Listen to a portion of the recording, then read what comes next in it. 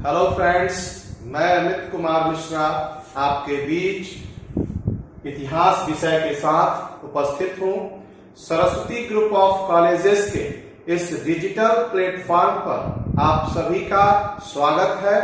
हम सभी रजिया के व्यक्तित्व एवं कार्य के बारे में आज अध्ययन करेंगे। इस चैप्टर को पढ़ने से हमें किन किन उद्देश्यों की प्राप्ति होगी, आइए हम सभी उस पर चर्चा करें। रजिया के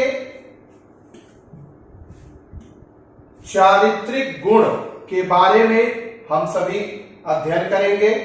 दूसरा जो पॉइंट है, रजिया एक शासक के रूप में कैसे गद्दी प्राप्त की, इसके बारे में हम सभी अध्ययन करेंगे। तीसरा पॉइंट है, रजिया एक दूरदर्शी एवं सफल कूटनीतिज्ञ के बारे में हम सभी आज इस वीडियो के माध्यम से अध्ययन करेंगे। तो आइए हम सभी रजिया के चारित्रिक गुण के बारे में अध्ययन करें। रजिया के चारित्रिक गुण, जैसा कि मैंने पिछले वीडियो में बताया भी था कि रजिया का जो कार्यकाल था वह 1236 से लेकर के 1240 ईस्वी तक का कार्यकाल था। मात्र 4 वर्ष का रजिया का कार्यकाल था। इस कार्यकाल में उसने अपने आप को कैसे ढाला और कैसे अपने विजय पथ के मार्ग को आगे की तरफ प्रशस्त किया, इसके बारे में हम सभी अध्ययन करेंगे। रजिया भारत की पहली स्त्री शासिका थी, क्योंकि दिल्ली सल्तनत के इतिहास में अब तक कोई भी महिला शासिका के रूप में हमारे सामने नहीं उपस्थित होता।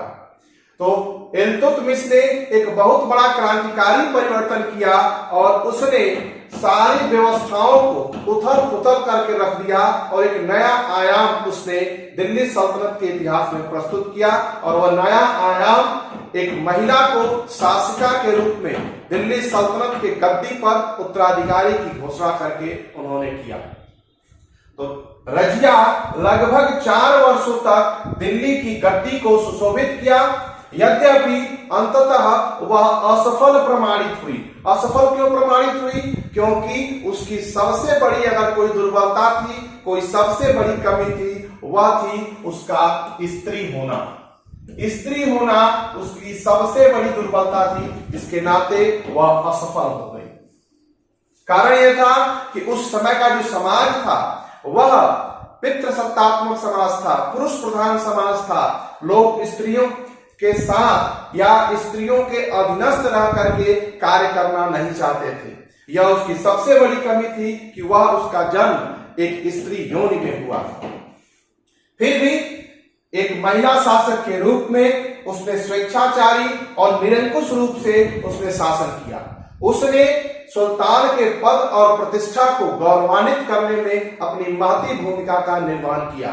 इसके साथ ही साथ अपने शासन काल में उसने अपनी प्रतिभा, अपनी योग्यता और अपने चरित्र के बल के आदर्श को उसने यथार्थ रूप में प्रस्तुत करने का पूरा प्रयास रजिया ने किया। रजिया एक शासक के रूप में, रजिया में एक योग्य शासक के सभी गुण विद्यमान थे।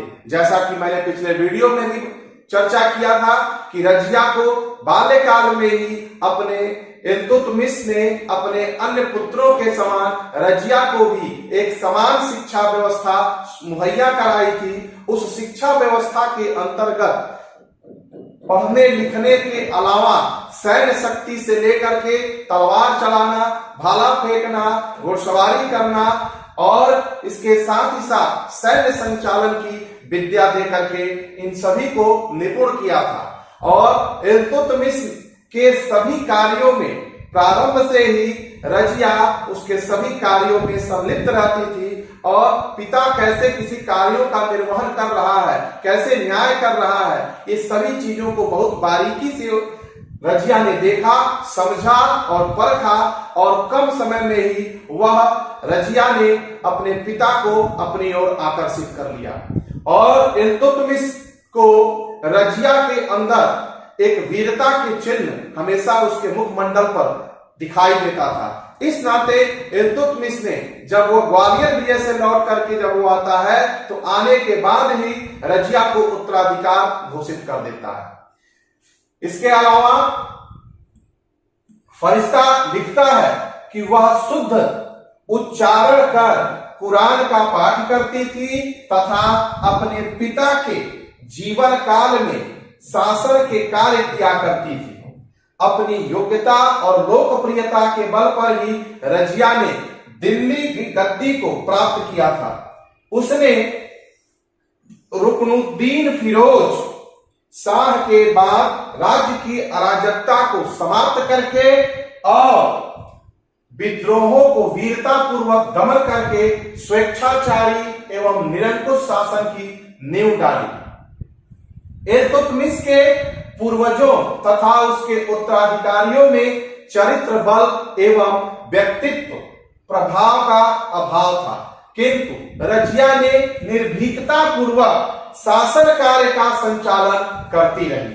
उसकी प्रशंसा करते हुए आशीर्वादी लाल श्रीवास्तव ने कहा है कि रजिया दास वंश की प्रथम तथा अंतिम शासक थी जिसने अपनी योग्यता और चरित्र के बल पर दिल्ली सल्तनत की राजनीति में प्रमुख रूप से भाग लिया था।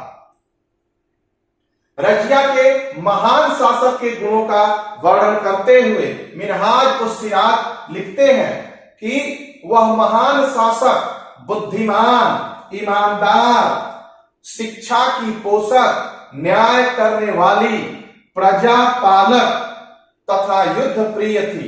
उसमें एक योग्य शासक के जो भी गुण होने चाहिए वो समस्त गुण उस रजिया के अंदर मौजूद थे।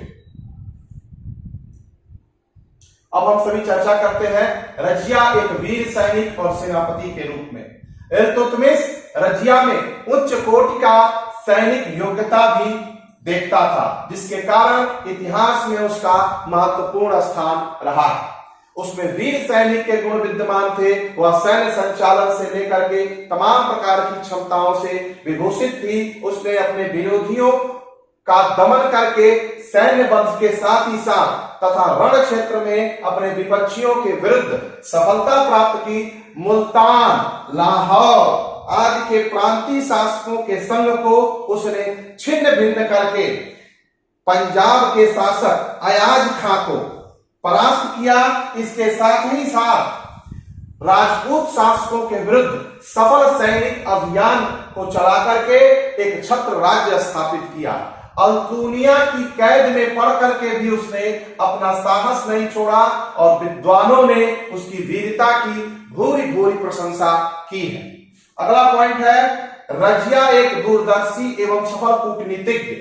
रजिया एक चतुर शासिका के साथ ही साथ एक कूटनीतिज्ञ शासिका के रूप में हमारे सामने प्रस्तुत होती है और इसके अलावा उसने सभी विरोधियों के गुटों को में फूट डाल करके सरलता से उन्हें परास्त करने में अपनी बुद्धिमानी और चतुरता का परिचय दिया। वह कूटनीतिज्ञ का सहारा लेती थी। उसने संकट काल में अल्तुनिया के साथ वैवाहिक संबंध स्थापित करके, यानी कि उसने अल्तुनिया के साथ क्या किया था, अपना वैवाहिक संबंध स्थापित किया था। तो अल्तुनिया के साथ वैवाहिक संबंध कायम करके फिर से अपने साम्राज्य को प्राप्त करने का प्रयास किया।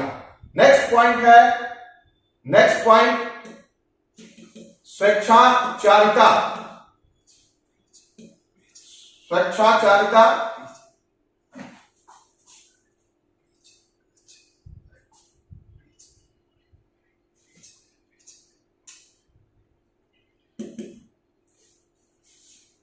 स्वेच्छाचारिता और निरंकुश शासन तंत्र की स्थापिका।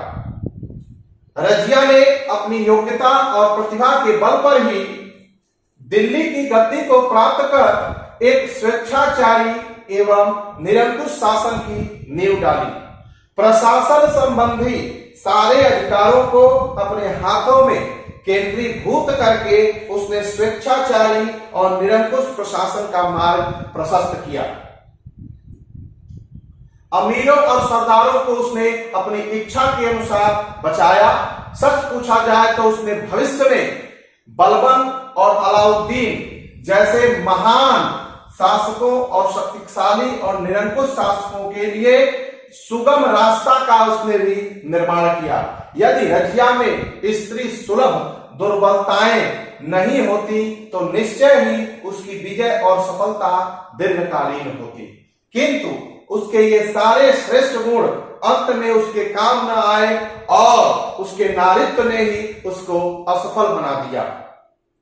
एल्फिस्टन जैसा लिखता है कि यदि रजिया स्त्री न होती तो उसका नाम भारत के महान मुस्लिम शासकों में से लिया जाता, लेकिन दुर्भाग्य था कि उसके अंदर समस्त गुण होते हुए भी उसका एकमात्र दुर्बलता उसका एक स्त्री होना, जिसके नाते वही उसको असफल सिद्ध कर दिया। आइए हम सभी चर्चा करते हैं कि इस चैप्टर से कौन कौन से महत्वपूर्ण प्रश्न बन सकते हैं। पहला प्रश्न है मध्यकालीन भारत की पहली महिला शासिका। ध्यान देने की जरूरत है, यह प्रश्न अक्सर आप लोगों के परीक्षाओं में पूछे जाते हैं कि मध्यकालीन भारत की पहली महिला शासिका, तो सी इसका राइट आंसर है रजिया। दूसरा क्वेश्चन है रजिया दास वंश की प्रथम और अंतिम शासक थी जिसने अपनी योग्यता और चरित्र के बल पर दिल्ली सल्तनत की राजनीति में भाग लिया। मिनहाज उस सिराज का ये स्टेटमेंट है। नेक्स्ट क्वेश्चन है पंजाब के किस शासक को रजिया ने परास्त किया? तो अयाज था पंजाब का था, इसको उसने परास्त किया। नेक्स्ट क्वेश्चन है रजिया ने किसके साथ अपना वैवाहिक संबंध स्थापित किया? तो अभी मैंने ऊपर चर्चा किया वीडियो में, अल्तुनिया के साथ अपने वैवाहिक संबंध को उसने स्थापित किया। हम सभी फिर आपके बीच नेक्स्ट वीडियो के साथ उपस्थित होंगे। Thank you.